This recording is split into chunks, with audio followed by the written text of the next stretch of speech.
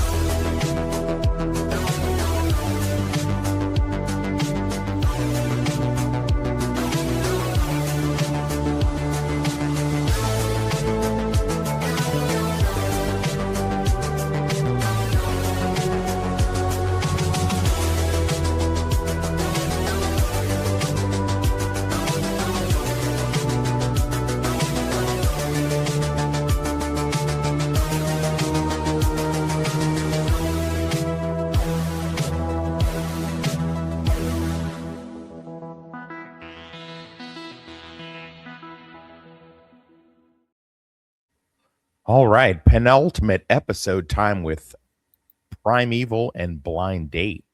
Got most of the cast here today. We are Toonie Boy less, but that's okay. He's Gen Z, so he's got like time blindness or whatever. So, or he didn't understand the instructions.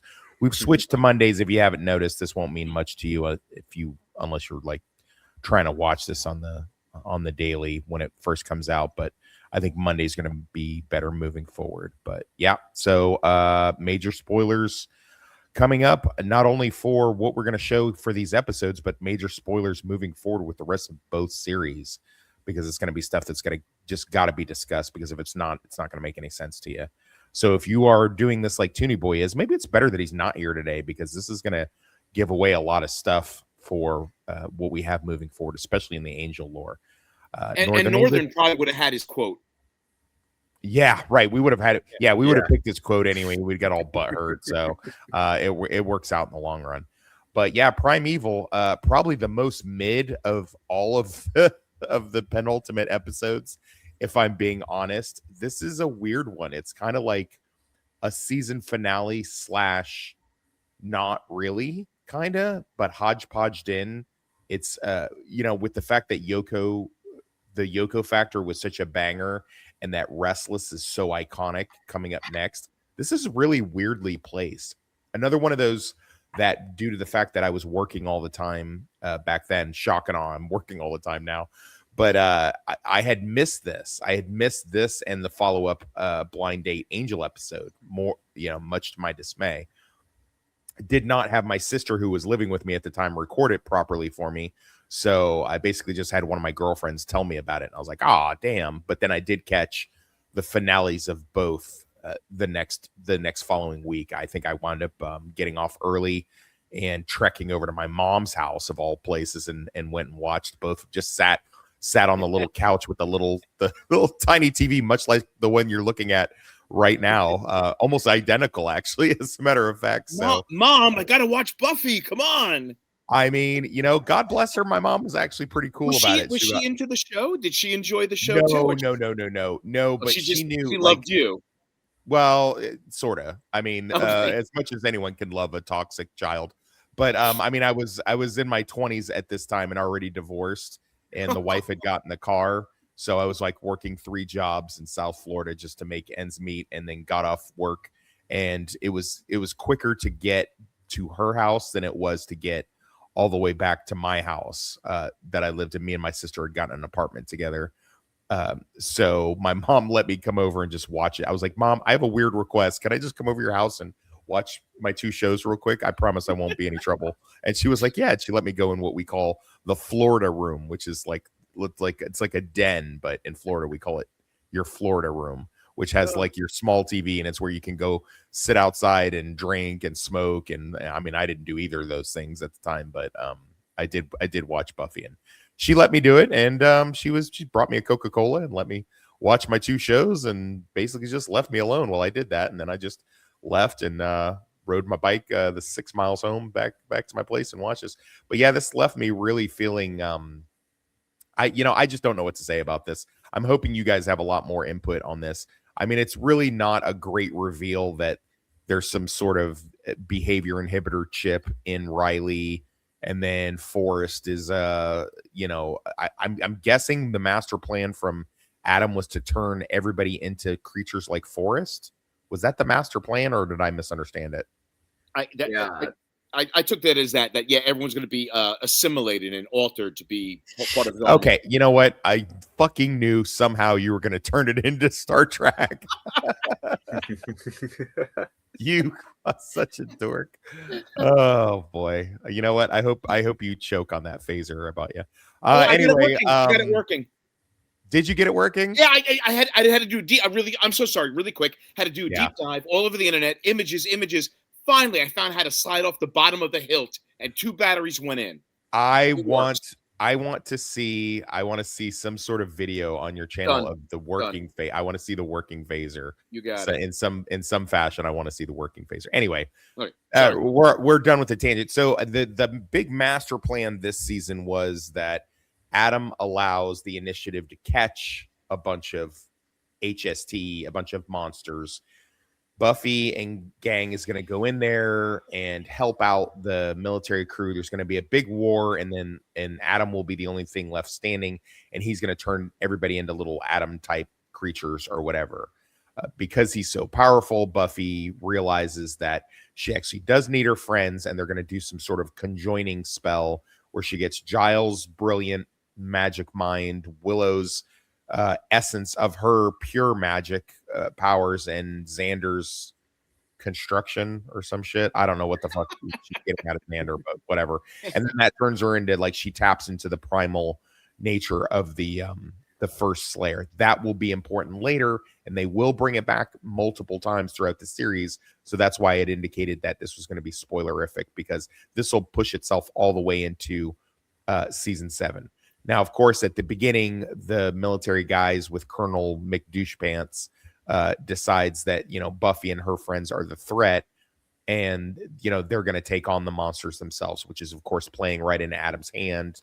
And Buffy and her crew are kind of sidelined until they're not. And then she gets into it and, punches all the soldiers in their knockout buttons, and they manage to go do the spell.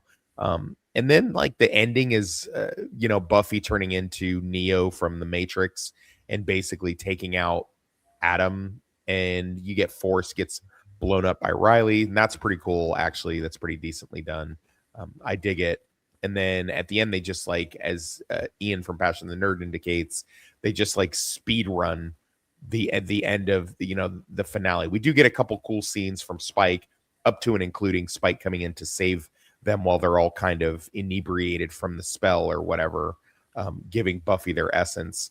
And he has some pretty funny line, which I'm betting is going to be somebody's favorite line of the episode. But I mean, this is really kind of a nothing burger episode. Of all the penultimate and or season finales in all of the seasons of Buffy, I would say this is probably the worst one. Maybe that could be argued later on, but I don't know. I'd be hard pressed to find one. And as far as, what could have been a great supervillain, Adam is just kind of, I don't know. It's kind of lame. I don't know. I don't even feel like Buffy even needed that fucking spell in order to take him out, but whatever. And, later seasons, Buffy definitely wouldn't have. But, the concept is good. And what we get following this is even better. So I guess I'm willing to forgive it. And there's a pretty cool shot when, the Sumerian, Buffy gets taken over by the spell. And it's good that they made a point to say, like, we can only do this once.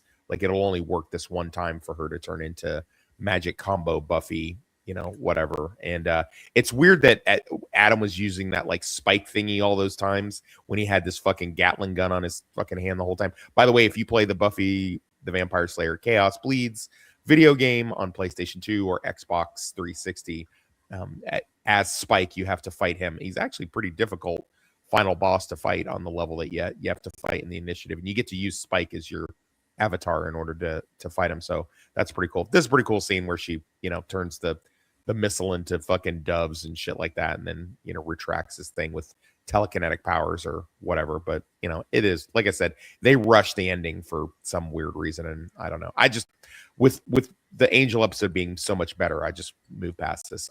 My favorite quote from this is obviously the Spike quote. When they say, you only saved us so that we wouldn't stake you. He's like, did it work? You know what? We all get to be not staked in the heart. So go team. So I do like that. And that's it, really. I don't really have much else to say about this. Go for it, guys. I like the episode. Yeah, I completely agree with you in terms of it's a bit of a info dump, and they were like, I guess, dotting I's and crossing T's to they resolved the breakdown of the friendship. They destroyed the facility. They took out the big bad. But you're right. Adam could just be, crushed by a giant boulder. I mean, he's just metal and flesh. I don't see him having magical anything other than his ability to understand and like in that episode where the nerd kid was like super James Bond guy. He was aware, but beyond that, I mean, he doesn't really have any powers, I guess. And maybe the reason he uses that spike instead of the machine gun is because it wouldn't be as messy shooting up his control panels or maybe some of his henchmen at the same time while trying to take out a person. I don't know. I liked it. I thought it was. I absolutely loved the final confrontation between the two of them. But I will say this: during the big battle between the soldiers and the monsters and the Scooby Gang, I did enjoy how when you looked closely, every it was like a climactic battle at the end of a 1970s James Bond. Lots of armies fighting each other. But if you notice, every time a guy got thrown in the air or over a railing, there were conveniently placed empty boxes and mats with tarps over them. So everyone was landing safely in cardboard and a lot of explosions and Wilhelm screams everywhere. I like the episode. I mean, it's not perfect. Yeah. and poof, nice and safe. There you go. Yeah, so I thought it was a fun episode. It's certainly not it's not up there with like being epic, but I think I enjoyed it because they wrapped stuff up, and I had a big battle at the end, and you took out the bad guy. Although when she pulls out his looks like a kryptonite heart, I'm like, oh, he's like Metallo, basically. I kind of thought that too, actually. Yeah. Favorite quote, Xander: Spike's working for Adam after all we've done? Nah, even I can't act surprised. That's a good one. All right. Fantastic. Give me your analysis and your favorite quote there, Northern English.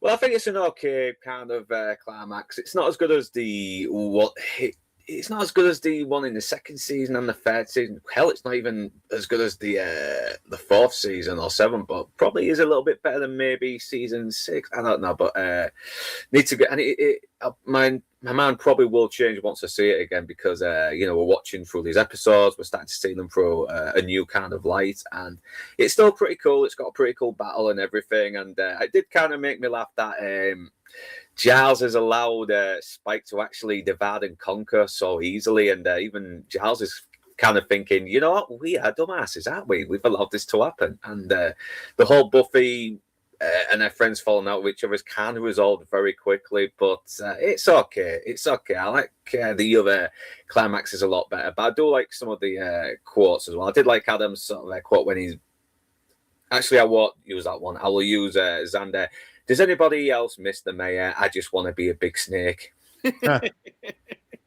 It's funny. It's funny to me that if you go by the season finale apocalypse theory, that each year they could look back at the one previously and be like, wasn't that lame? Because they up the stakes almost every single year, so they could like look back and just go, nah. Yeah, in fact, you know what? I think they do that actually. Now that I think about that, I think because I'm thinking of the speech near the end of Buffy. I don't know if it is the penultimate episode, but it's pretty close near the end. And I think Buffy says something slick like, "This isn't going to be solved by getting a uranium power core or a big explosion. I think she does say that. I might be wrong. I might be wrong on that, but I feel pretty confident that in next season, I think with the villain that they face, which is arguably the best villain in Buffy history, I think she does say that. I think she says this isn't going to be solved with a bunch of explosives or pulling out a uranium power core.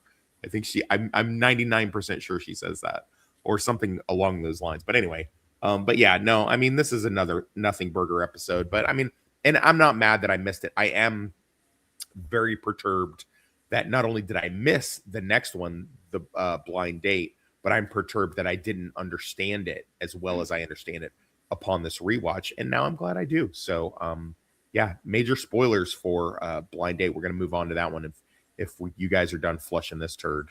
So let's go. No! An all-new Angel.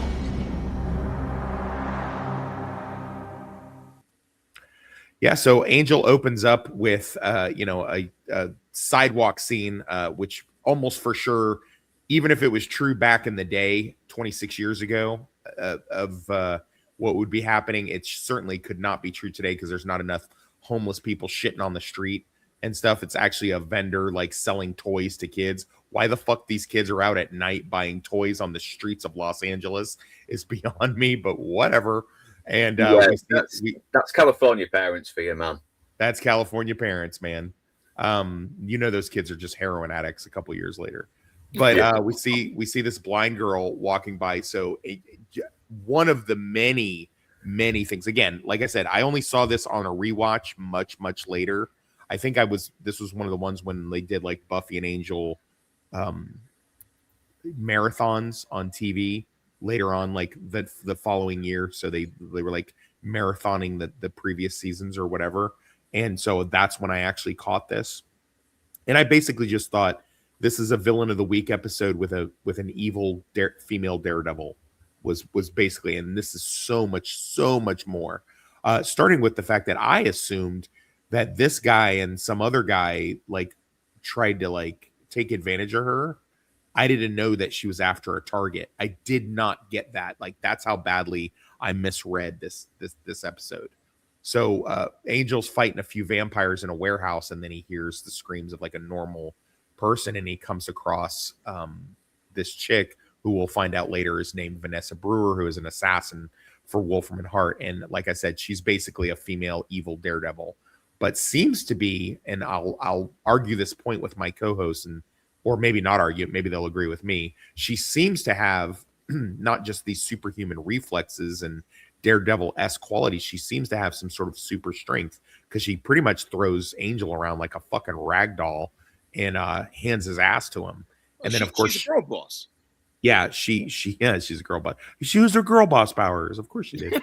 But she does wind up beating the shit out of him. And then she also accomplishes her mission and kills a guy. Like I said, I originally thought she was getting met, but then late, upon these rewatches, which thank God we do these, I realized that she was there after a target. And not only was she after a target, she was after a target while she was on bond for killing other people. And I guess the rate, what they keep doing, their MO is to just keep using the fact that she's blind and handicapped against, the court to show, hey, she's blind and handicapped. She can't possibly be doing assassin type shit. Like none of these people ever read Marvel comics and have heard of Daredevil. So that seems weird to me. Angel goes in, and his big fucking move here is to throw her sunglasses at her and have her catch him. And like, that was going to be like proving his case.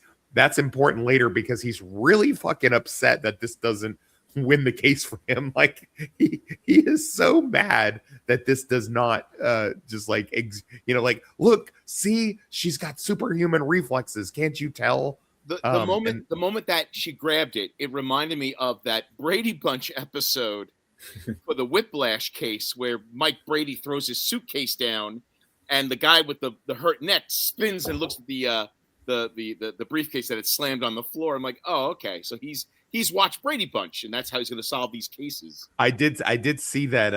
I did say that in the chat that you did that, and I didn't understand that reference, so I had to Google it and find it, and then I found it. And that's pretty funny, actually. Well, I'm old, so I watched. I watched the Brady Bunch. I'm old too. It's okay, man. The next day after Lindsay wins the case and everyone's like doing his kudos, he's got fucking Lee Mercer like right up on him, like yeah, fucking evil. He was standing in his back pocket. Dude, bro, what are you doing right now? I'm like, why? And not only that, but he's like saying creepy shit in Lindsay's ear, which is even funnier. It reminded me of this from Jessica Jones. Come back, Lindsay. So I did a little bit of deep dive on here because I was curious, as I tend to get. So this chick, I don't know her name. It doesn't really matter. The one that plays Vanessa Brewer, she's actually not an actress. She's actually a stunt coordinator, not just a stunt woman, but a stunt coordinator. And she's done a lot of the stunts that we see on Buffy and Angel for women like Electro, Gwen, and Faith. So she's basically that would probably save time and money. I mean, having her playing both the character and doing the stunts. Yeah. And it's been noted, not just on our channel, but on others, that this episode sort of is the harbinger of, better and cooler fight choreography, and stunt work and things like that. And it's not, to no small extent, the fact that they bring her in here. I think it's cool when they bring in stunt. I mean, I don't like, dick ride the British dude that keeps fucking popping up in the John Wick things or whatever. Be like, oh, he's the stunt coordinator, and Chuck Stolonsky is the stunt. He's the stunt guy. Like, I don't think it's that big of a fucking deal. But I mean, I do know enough to know, Jeff Amata and like look into chicks like her that actually know their business and can come in here and do stuff. And again, I want to interrupt you. Sorry, I'm almost positive the first time I remember hearing about this was Raiders of the Lost Ark, the big German soldier that boxes Indy by the airplane. I think he was a stunt guy, and then he ends up in a couple of the other. I think he was the head thuggy guard that gets crushed by the Rock Crusher in for God's sakes, Temple of Doom. So that's like, oh yeah, he's a stunt coordinator guy, stunt man, and then it kind of branches out and gets more and more work. Okay. Well, I'm glad that was worth interrupting my train of thought. Don't know me, and I wouldn't have done it. And if I don't know you, then please stop interrupting me. So anyway, back to my more important thought. Angel's back at Team Angel, and he's so mad that he lost the case. Like, Angel, you didn't do fucking anything. You did nothing. Like, you literally did. He's so mad that he's like, I couldn't go in there and testify. Did you fucking try? Did you go in there and be like, hi, my name's Liam. I'm with Angel Investigations. And I'm just, can you guys do me a favor and not open the blinds while I'm testifying? I have a sensitivity to light. Like, did you even try any of that shit? No, you just went in there and threw her fucking sunglasses at her and had her fucking catch it. Like, you didn't do that much, man. He's like acting like he just lost the fucking Rosenberg fucking trial or some shit like that. Google that. That'll make more sense to you. But anyway, it's so dumb. And I like Wesley Lake comes in and like makes him feel, Angel, all fight is not supposed to be in the courtroom. All fight is fought elsewhere. Thanks, Wes. That's really fucking helpful. But one thing that does happen is that Lindsay pops in, hi, I know I'm kind of evil and stuff, but I kind of need your help. And and I won't lie, when I originally saw this, I was like, is Lindsay gonna flip the script? Is Lindsay gonna become, and I guess ultimately that's what I'm meant to think. I think we as an audience are meant to think that maybe Lindsay's gonna join Team Angel. And I also love that this brings in, so there's two characters for those who are into Angel, you like the show, and there's two characters that will bring out an extremely large petty side of Angel. And Lindsay is one of those two characters. I'm not going to say the other one because some people, like one of our co-hosts who's not here today, has not seen all of Angel, but there is another character that brings out a huge petty side of Angel, which I am here for all day. I love petty Angel. I love the whole like the falling asleep. Like, oh wait, did you get the part where you're evil? I do this on a daily basis just to be a dick. You know, when someone's telling me something I don't want to, I'm like, oh, I'll like pretend to nod off and be like, oh no, wait, what about your trauma? What, you know, well, why is this the reason why your father didn't love you and you fucked so many guys? Like, wait, what? So anyway, I guess the murder of three blind seer children is too much for Lindsay to deal with, so he's going to jump teams, at least for this episode anyway. And Angel has to come up with a way to get in there and steal files so they can figure out where you know, the female blind daredevil assassin chick is going to go next. And you know, they find out that there's a vampire detector in there, which of course they would have that. But then again, so does that thing go off every time they do business with an evil vampire and they come in? There's like, and if it does, is it a big deal then, or do they give like the security people like a memo, like, hey, the security demon guy is going to go off because we're bringing in Vlad the Impaler today because we got to do some business with him. I don't know, just something to think about. But they decide that because of this, you know, he's going to need some help, and we get to bring Charles Gunn back into it. And I like that, you know, he's like, hey, do me a favor. He's like, no, go fuck yourself. He's like, hey, you know, this could save some children. And Charles is like, no, go fuck yourself. And then he's like, hey, this might get you killed. And he's like, all right, I'm in. And I like that that's his character with that. So, yeah, it's pretty awesome. And I like their kind of Ocean's 11 thing that they prepare to do and go in there. I do think this is a fucking awesome distractionary tactic. I wasn't sure what they were going for when I first watched this. I'm like, what is the plan here? He's just going to be give everybody black fatigue and just be annoying until like the security comes after him. And then of course they throw a vampire in there, and I'm like, okay, cool. I feel like it would take more than just a couple of his guys to wrangle one and throw it in, but the vampire does seem to be a little bit on the swishy side. So maybe that's it. I don't know.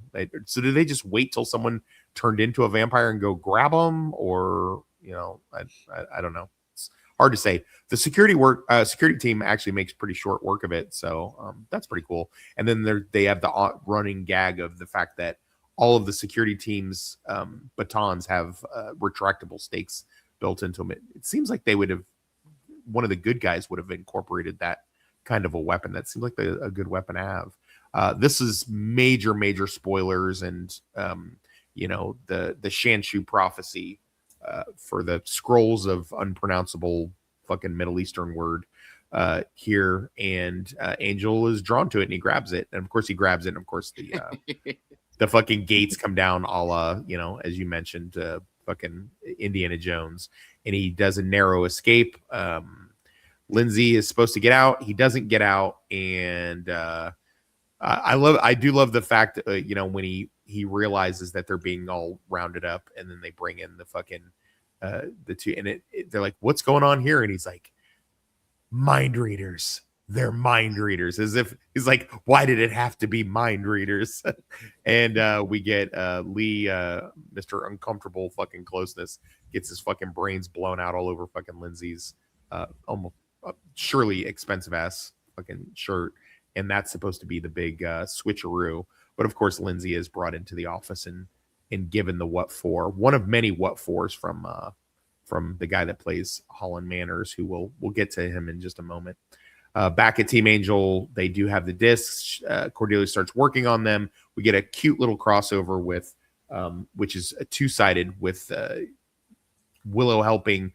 She's unencrypting the discs for Primeval. So apparently this is like in between the time of Yoko Factor and the Primeval episode. So that's pretty interesting. Good continuity. Plus the fact that Cordy's asking Willow for computer help when she first met Willow was fucking her up on the computer. And then last and not least is the fact that she tells Wesley Willow says hi. And that's right around the same time that the actor Alexis Denisof that plays Wesley started dating Allison Hannigan. They're married and they have like 4 kids now and shit. So we get the little blind seer children that, are like Temu versions of the Matrix, possible the one children here. This fucking Etch-a-Sketch seems like an unusually cruel gifts to give to a blind kid.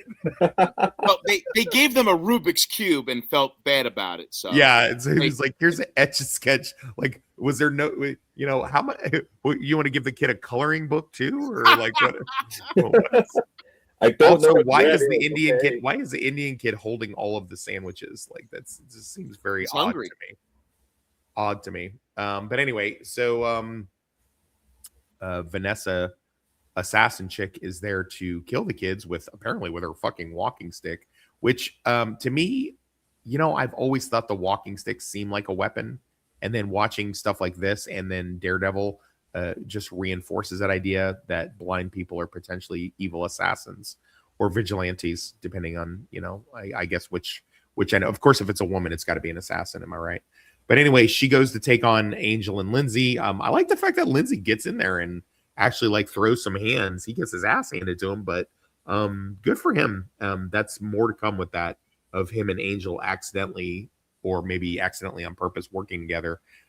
Angel does the whole "I'm gonna stop moving so she can't velociraptor track my fucking movement," which I'm not sure that would work. I would have bought it more if he'd have used his vampire speed and like outmatched her, but whatever. It works. And then Angel winds up murdering a blind handicapped woman. So when you say it that way, it sounds awful. Yeah, I mean, so a lot to be said about that. Again, our counterpart over on Passion of the Nerd was like, Angel chooses, instead of trying to bring her to justice, just kills her. But I'm a little less forgiving of her and her bullshit here, because I think once you go after kids, fucking all bets are off. I don't give a fuck if you're not a demon or a vampire or a zombie or whatever. If you go after kids, then it's fucking, the gloves are coming off, and then that's it. Go fuck yourself. You can die. The scrolls are not only giving an idea of how Wolfram and Hart is able to kind of get an idea for their evil plans, but it's also got a pretty big chapter in there, as we'll find out, the Shanshu prophecy for Angel. This is going to be huge stuff later in world building. And it also serves another purpose that I had never thought of up until now, which is their excuse for why plot armor happens is pretty brilliant. It's simplistic and it's brilliant. So basically, the reason why Angel can't just be killed off is because he's important to an unknown plan for good or evil somewhere in the future. And of course, the powers that be believe he's going to be their champion for good, but the powers for evil, the conduit being Wolfram and Hart, sees him as a potential, ally in, the great apocalypse of evil, or, their apocalypse or whatever, and the many apocalypses and stuff like that. And that's pretty interesting. And it's an extremely clever way to do that. Like, why didn't they just get rid of Lindsay? Why don't they ever just get rid of Angel? Well, because they need them, and they're going to serve a greater design and purpose later on. And that's pretty cool. I mean, yes, it's very self-serving. Yes, in and of itself, it's very simplistic. But from a writing standpoint, it's pretty brilliant, and I'm here for it all day. And I like that. Just Wes is always the guy that that gives the big news to Angel. He's the one that is like, hey, this is a big thing, and you need to understand your destiny. He's really Angel's hype man. He's Angel's watcher. In effect, he is the Giles to Angel's Buffy, and I like it. I like the whole thing. Lindsay does in fact come back and gets another big thing with Holland. There's a lot of exposition dumps in here with Holland, and ordinarily I don't like these, and I feel like it brings down the narrative. Something about this actor, and what is the actor's name, Critter? Who is he? Oh, I forgot. Damn it. Hang on. Sam Anderson.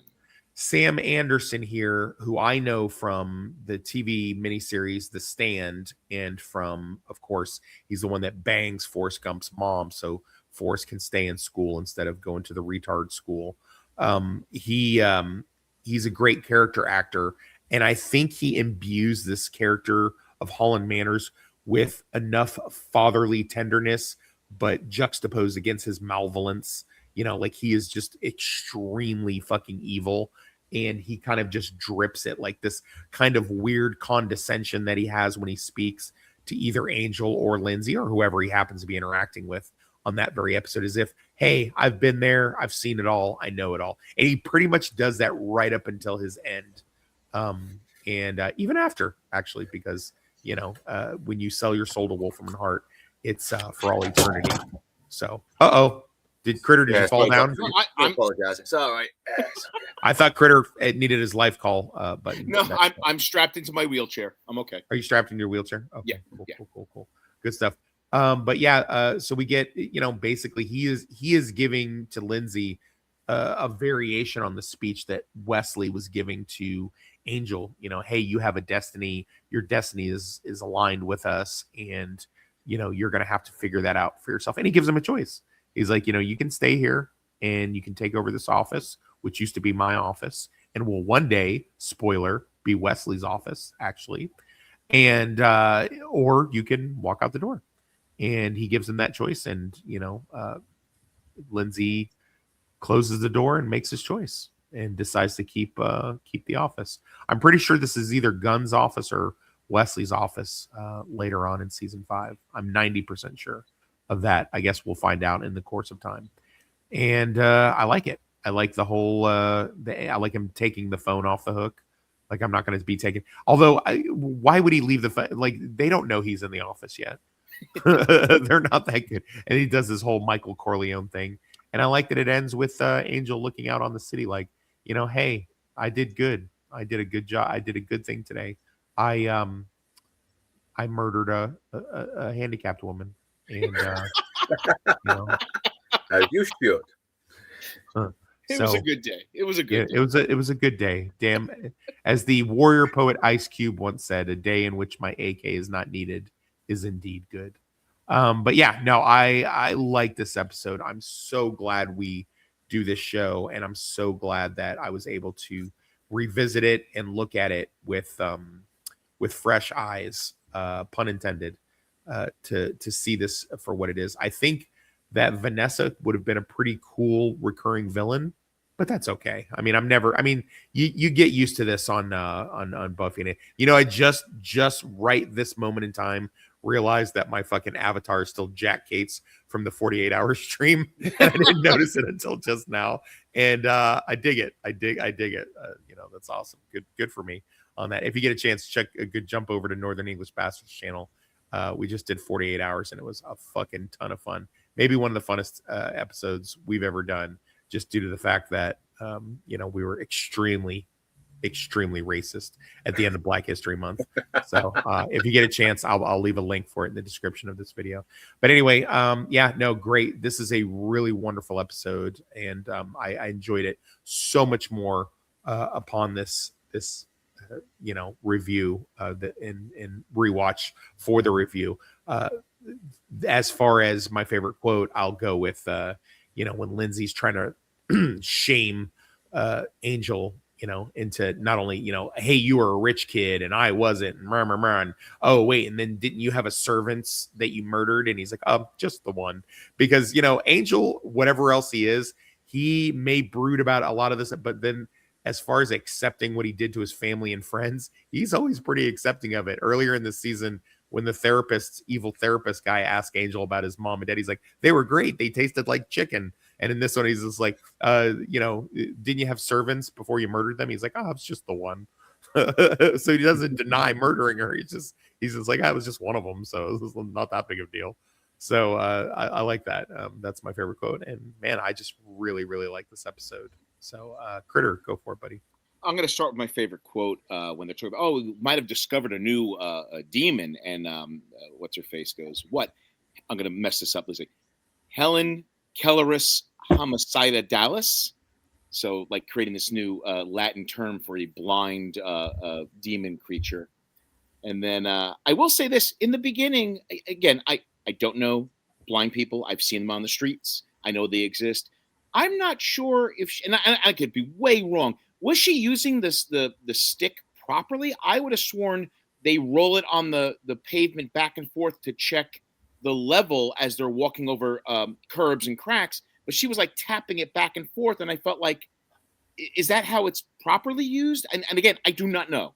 But Can I tell you that I've actually never met a blind person in my whole life? And I'm sure those blind people haven't seen you either. Oh! I'm not sure. And again, I like that one, huh?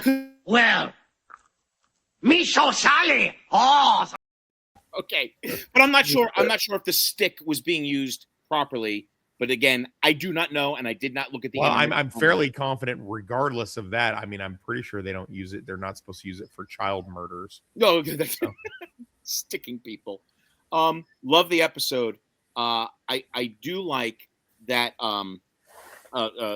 Lindsay wanted it. He wanted out, but then now that it's been resolved, and the carrot on the stick, the fame and fortune that's offered, the power that's offered, clearly changed his mind. So I kind of like that. Like he had morals. Like, I'm not going to kill kids. All right, the kids are safe. Oh, I get a corner office. Okay. And the Holland, you were saying before how he's evil but still fatherly. Like, yeah, he doesn't drip or say ooze the psychoticness of it, or the flamboyance of an evil creature. He's been there, done that. It's almost like weathered and just stating facts, like, hey, you can do this or do that. And there's still threats in that dialogue. There's still threats when you see him interact, but it's not like, haha, I will destroy you. Just like, listen, you would be destroyed, and maybe you should take this office and have a better life. Wolfram and Hart is exactly what I feel like. If there is supernatural evil and that Satan has his hand in thing, I really feel like that is how they would do it. I really believe it would be either an entertainment agency or a fucking law firm, or both. And it's also businesslike. It's not like it's pushing the hero against the wall and a knife to his throat. It's like, listen, you're outnumbered. We're going to take over the city. And so I just like the matter-of-factly business-like approach that some of these villains that he's created in these series come across. Now, my last problem, and please educate me. So they do the Ocean's 11 to get the discs. The discs are in a basement in a drawer. But when they hack it, when they encrypt it, they're getting a current time and place of delivery of the children. Does the discs give them access to the network to see current data? Because it sounds like someone would take the disc to the computer in their office, enter the information that the kids are coming in on a boat at midnight, put the disc back down in the basement. That threw me. Well, how? That's just lazy writing. So it's not just me, right? Well, that's just lazy writing. Right? Well, that's just lazy writing. I'm in a rut. I have no answer. I have no answer for you. I don't know how I don't know how late 90s, early 2000 internet stuff worked. So, I do know we used to have to put a disc in order to make the internet work. Thumb drive, jump drive, flash drive. No, so I just kind of felt like, all right, in my own mind, I guess because they hacked the disc, it gave them access to their system to get current data. And it didn't take away from the episode, but I'm like, okay. And then I got on with my life and enjoyed the episode. That's the only thing that threw me, was this weird disconnect, that going 5 flights down into the basement to get the current manifest of an incoming shipment. Yeah. Well, that's just lazy writing. God damn it, Joss. Northern, go ahead.